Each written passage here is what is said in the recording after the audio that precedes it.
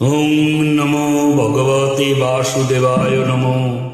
ওম নমো ভগবতে বাসুদেবায় নমো। ওম নমো ভগবতে বাসুদেবায় নমো। আজ আমরা চর্চা করব ভগবদ্গীতার দ্বিতীয় অধ্যায়ের 15 নম্বর শ্লোক থেকে, যেটা আমাদের এই চলমান জীবনে আমরা ওটাকে যদি অনুসরণ করতে পারি, আমাদের চলার পথ অনেক সুগম হবে।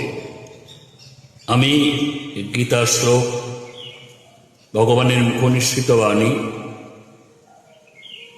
প্রভুপাদের ব্যাখ্যা আপনাদের কাছে নিয়ে আসছি। আমি রাধারমন দাস, মোটিভেটর স্পিকার। বলছে, ভগবান যুদ্ধক্ষেত্রে দাঁড়িয়ে কাকে বলছে? অর্জুনকে। অর্জুনকে না, অর্জুনকে তো বলেছিলেন, ওটা ছিল একটা নিমিত্ত মাত্র। মানে আমাদের বলছেন, আমাদেরও নয়, আপনি শুনছেন, আপনি বলুন যে আমাকে বলেছিলেন। কি বলেছিলেন? যে অর্জুন, যুদ্ধক্ষেত্রে দেখছো তোমার সব প্রিয়জন, এদের মারবে কি করে? তো ব্যাপারটা হচ্ছে কি, আমাদের জীবনে চলার পথে অনেক সুখ দুঃখ কণ্টক আমাদের পথে এসে ধাবিত হয়, আমরা বিমূঢ় হয়ে পড়ি। ভগবান শ্রীকৃষ্ণ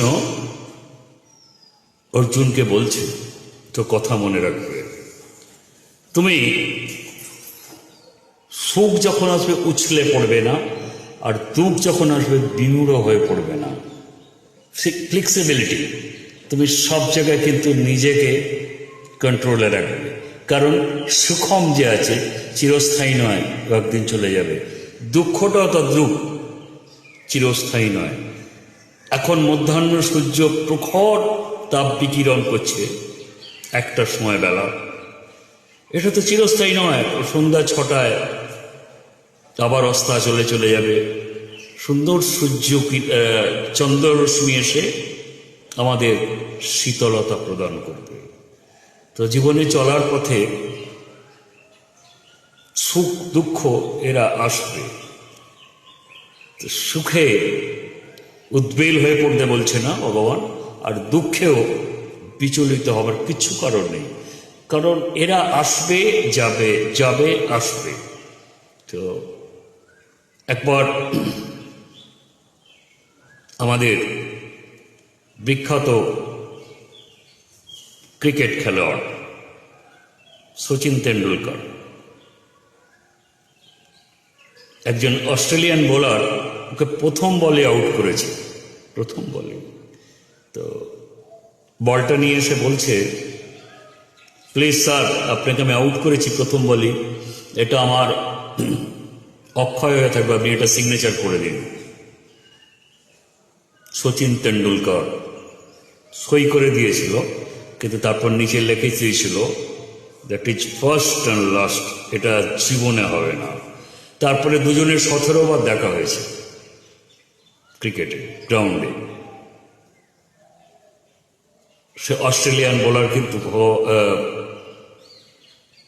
সচিনকে আউট করতে পারেননি।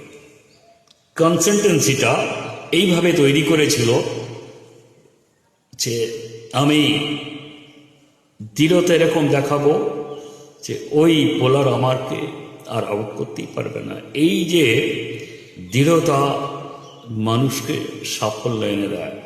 আর সুখে আমি উছলে উঠবো, আর দুঃখে হতাশ হয়ে যাব, এইটা হচ্ছে গড় পর্দা মানুষের হিসাব। আপনি তো গড় পর্দা নয়, আপনি ভগবান কৃষ্ণের বাণী অনুসরণ করছেন। লিমিটেড জীবন আপনার, আপনি সেটাকে সুন্দরভাবে এনজয় করবেন। এই ভগবদ্গীতা কারা অনুসরণ করেছিল? আব্দুল কালাম আজাদ, মুসলমান। আমাদের এক প্রধানমন্ত্রী লাল বাহাদুর শাস্ত্রী, স্বামী বিবেকানন্দ, আলবার্ট আইনস্টাইন।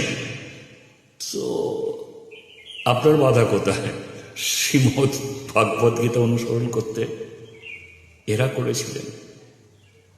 হ্যাঁ, তো ভগবদ্গীতার বাণী, এই শ্লোকের মূল কথাটা হচ্ছে সুখে উদ্বেল হয়ে পড়ব না, আর দুঃখে কাতর হয়ে পড়ব না, কারণ এগুলো ক্ষণস্থায়ী, আর আমার জীবনটাও ক্ষণস্থায়ী। রিটার্ন টিকিট কেটে আমরা, ভগবান রিটার্ন টিকিট কেটে আমাদের এখানে পাঠিয়ে দিয়েছে, একদিন চলে যাব।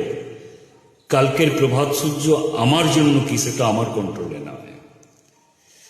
আবার কোনোদিন গীতার কোনো একটা অধ্যায় নিয়ে আপনাদের কাছে আলোচনা করলো, কেমন লাগলো জানাবেন। নমস্কার।